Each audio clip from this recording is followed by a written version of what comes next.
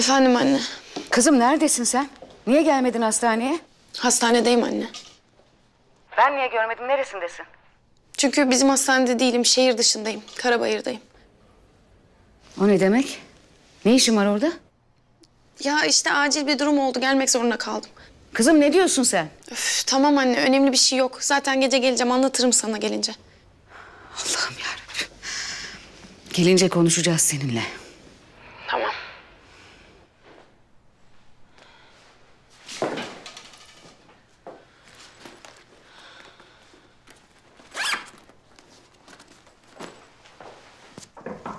Gel.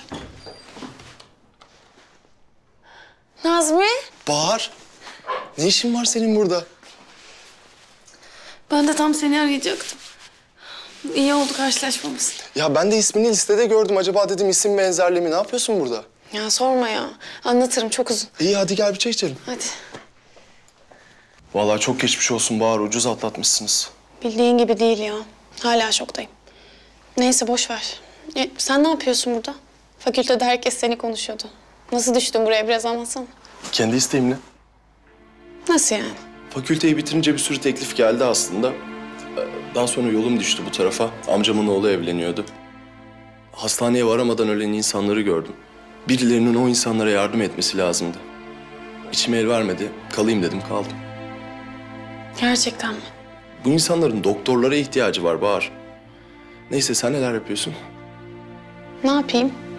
Aynı. İşte hastanede takılıyoruz. Ne zaman dönüyorsun peki? Gece. Ya gerçekten kendi isteğinde mi kaldın? Evet dedim ya. Vallahi inanamıyorum. Sana hayran kaldım. Ya bunda hayran olunacak bir şey yok. Kendimi iyi hissetmek için yapmıyorum bunu. Sadece doğrusu buymuş gibi geliyor. Birilerinin bu insanlarla ilgilenmesi lazım. Haklısın. Bazen buraya gelemeyen hastaların yanlarına gidiyorum, civardaki köylere. Evlatları gibi seviyorlar beni, görmen lazım.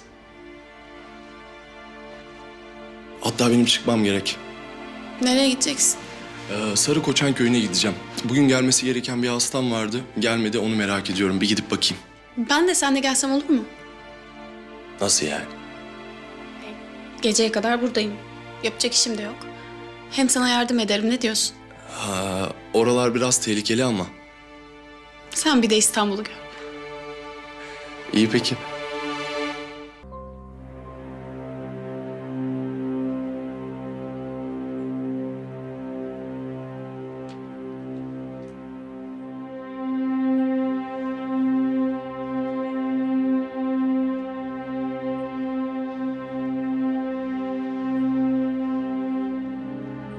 Ne olmuş eline?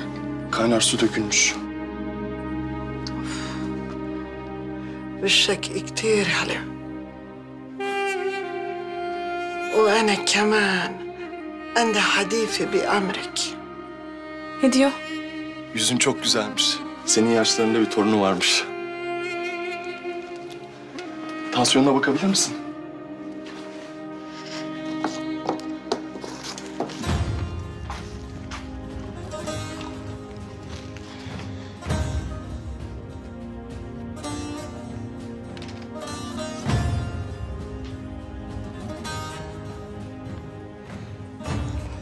زمان وأنا كمان كنت حلوة مثلك. الله يرضى عليكي يا بنتي. الله يسعدك إن شاء الله.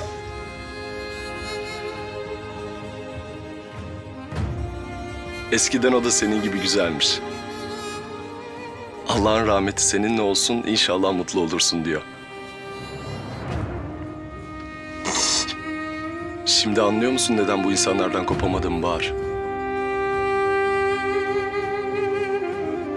Sen gelmesen ne yapacak bu insanlar? Gelmek zorundayım.